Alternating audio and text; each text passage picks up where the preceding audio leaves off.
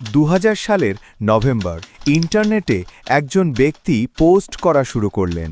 তার দাবি ছিল সে ২০৩৬ সাল থেকে এসেছে। নাম জন টিটর। তিনি বলেছিলেন ভবিষ্যতে বিশ্বযুদ্ধ হবে, আমেরিকা ভাগ হবে ৫ টুকরোতে, আর টাইম ট্র্যাভেল তখন থাকবে মিলিটারি মিশন। জন বলেছিলেন সে এসেছে IBM ৫১০০ নামে পুরনো একটা কম্পিউটার খুঁজতে, কারণ সেটার একমাত্র ক্ষমতা ছিল ভবিষ্যতের কোড পড়া। তার প্রতিটি কথা তখন অবিশ্বাস্য, কিন্তু কিছু ভবিষ্যদ্বাণী পরে সত্যি হয়ে যায়, যেমন ইরাক যুদ্ধ, কিছু প্রযুক্তির আগমন। জন টিটর কি সত্যি ভবিষ্যতের মানুষ, নাকি খুব বুদ্ধিমান এক প্রতারক?